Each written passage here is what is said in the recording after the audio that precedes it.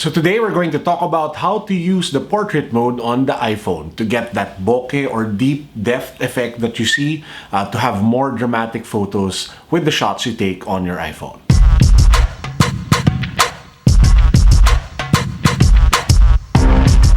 Okay, so let's start with the basics. The things that you need to be able to do portrait mode. Number one, you need an iPhone 7 Plus. It won't work on the iPhone 7. It won't work on the iPhone 6s, iPhone 6, iPhone 5s, or iPhone 5. You need the iPhone 7 Plus. The next thing you need to be able to do is to upgrade your iOS to the latest version, which is iOS 10.1. Once you upgrade it to iOS 10.1, the new feature appears on the UI of your camera on the iPhone. All you have to do is to swipe it until you get to portrait mode, and then you'll be able to see how it actually works. How do you know if it's actually going to take a portrait shot? It will appear the lower part of the UI of the camera, depth effect.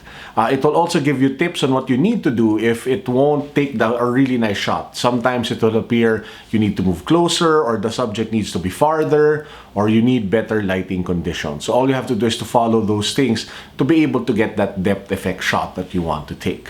Okay, now let's dive into 3 key tips that you need to be able to remember if you're going to take portrait shots on the iPhone 7 Plus. Number 1, you need to be able to put really good distance between your main subject and the background if you want to have that really nice blurry bokeh depth in focus effect of your shot.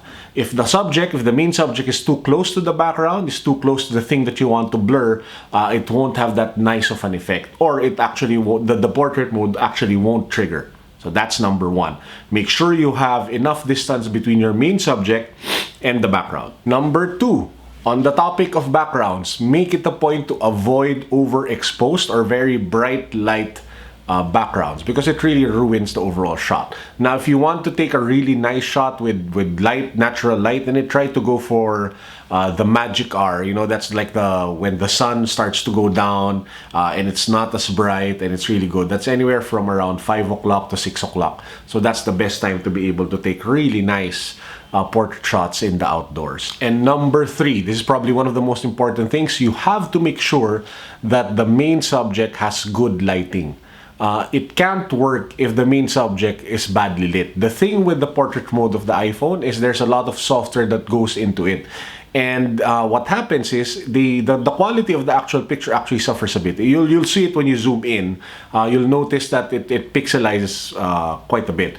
So if your lighting is bad, it really becomes really grainy. So you have to make sure that the main subject is properly lit, so that it won't, be too noisy and the shot won't come out bad. A few more things that you might want to keep in mind before we end this video. Number 1, portrait mode is not restricted to people. It can actually work on animals, inanimate objects, food, almost anything that you want to use the bokeh effect of the iPhone.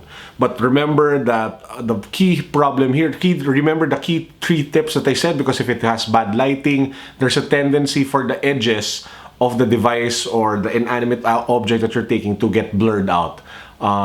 If you zoom in, you'll see that some parts of it are actually blurred, really badly blurred, as in it's part of the bokeh effect of the back. So just make sure that the main subject is properly lit and that the main subject is a bit far from the actual background that you're taking.